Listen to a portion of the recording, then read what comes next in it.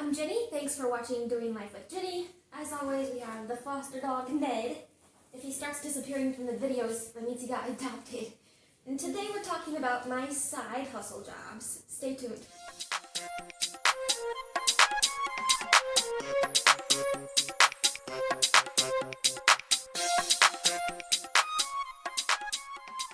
In my other videos about teaching salaries and budgets, I mentioned that even though I technically can save a little over $500 a month, it's never possible to save it because there's always some kind of emergency, whether it be the dog's going to the vet, the car, a home repair. Thanks, Ned. So that's why I do need to have side hustles to make sure I am able to do a few things that I want to do, as well as keep that emergency fund growing. My first side hustle is songwriting, and it provides a very inconsistent and very low income.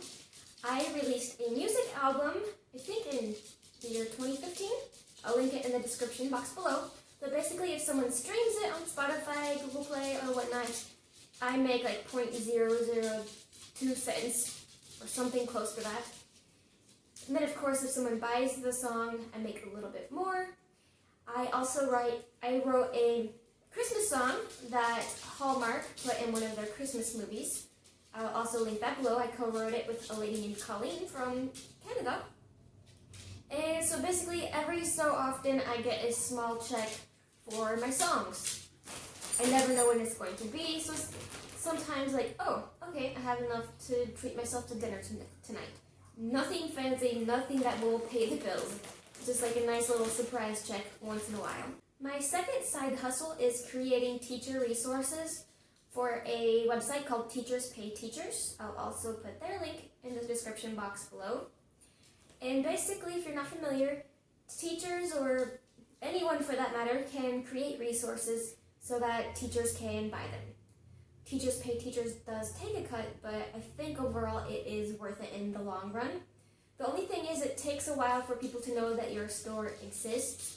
So you do have to promote yourself a little bit or just wait for, someone to come along and discover it and they make a review and share it with their teacher friends. So I feel like just in the past couple months, after being on there for maybe a year and a half, people are starting to come to my store regularly. They know it's there. They're starting to pass the word along. I could make 30 cents. I could make $20. I could make $50. It just depends on what they're buying and how many people come across it and whatnot. So again, very inconsistent income. My next side hustle is I wrote a novel. It is a novel for Spanish teachers to use with their students. And I just happened to be in the right spot at the right time for the book to get published. Basically, the book was released right before they paid out royalties in January, so I only made about $12. But now that the book will have been out for an entire year, when they pay out the next royalties, I should make a good chunk. I have no idea what that chunk might be. It could be $100, it could be $1,000. I really don't know what to expect, to be honest. But that's nice because the previously mentioned side hustles, as well as the novel, are good passive income. Once I create what I've created, it's out there for people to discover, to purchase, and I just sit back and relax and collect the pennies, hopefully dollars. Yeah. In the past, I have also worked retail part-time in the evenings and on the weekends. I have worked at Lowe's. I worked there right before I purchased this house. One, because I needed the extra money for getting moved in, settled in. And secondly, I wanted the discount for fixing up the house the way I wanted to. So sorry, Lowe's, I kind of used you. I've also worked at JCPenney part-time. That was my high school and college job.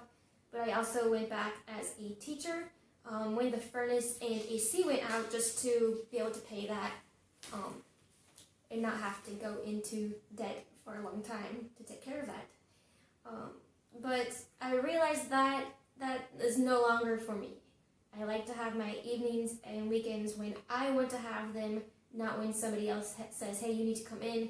And honestly, the money isn't worth it to make minimum wage there, it really is not worth it. Which is why I looked into my next side hustle, which is driving for Uber and Uber Eats. Now guys, I love it. I can make my own schedule. If I literally want to clock in and say I have a goal like, oh, I want $15 because I want to go out to eat tomorrow, I can sign in and make $15 and sign right back out. I can sign in, I don't get any rides, I want to sign out, that is fine. And honestly, the money is worth it. We can go into more detail on driving for Uber if you would like, but I'll leave it there for now.